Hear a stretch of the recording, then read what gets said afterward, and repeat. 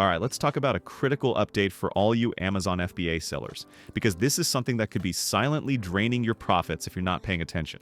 We're going to break down exactly what's changing, why it matters so much, and what you need to do about it right now. So let's just get right to the heart of it. Could a tiny detail in your product's packaging, something you might not even think about, be about to cost you a whole lot of money? Well, unfortunately, the answer is a big, fat yes.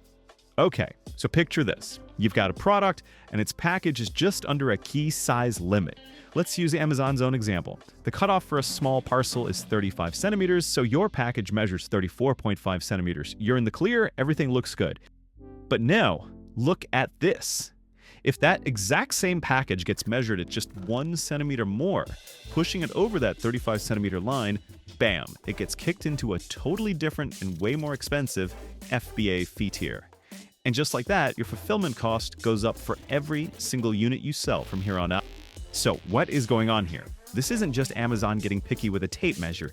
No, this is a really fundamental shift in how they calculate your fees. And the big takeaway is that the responsibility is now landing squarely on your shoulders. Let's dig into why this is happening. The way it used to work was pretty simple, right? You sent your stuff in, and somebody at an Amazon warehouse measured it. The big change, the new way, is that you, the seller, are now required to provide what Amazon is calling certified dimensions. And here's the interesting part. That term, certified dimensions, it sounds super official, kind of technical, maybe a little intimidating.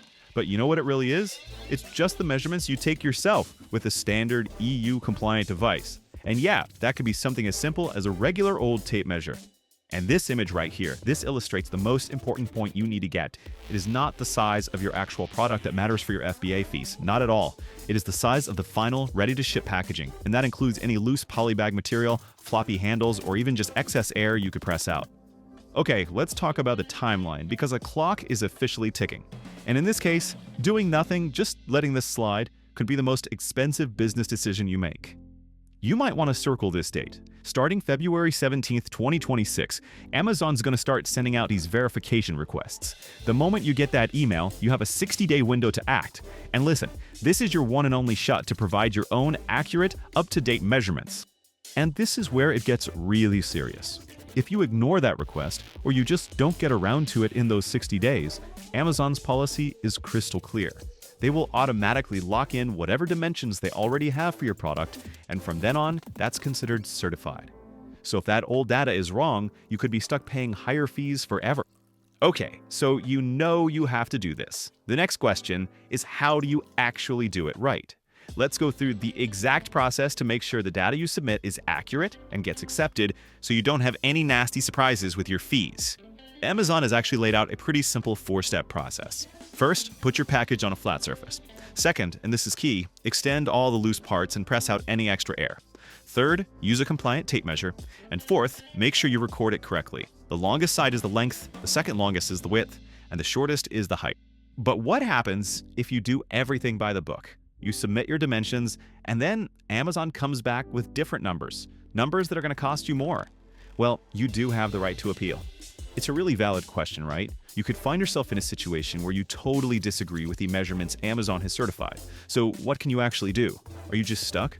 You can request what they call a remeasurement right through Seller Central. They'll go find a sellable unit in their warehouse and measure it again. Just be aware, the process usually takes about 10 days, and you can't just spam them with requests. There is a monthly limit. And your request will get flat out denied if two things are true. One, you don't have any of that product in stock for them to actually measure. And two, if you've already asked for a remeasurement on that same FNSKU twice in the last 60 days.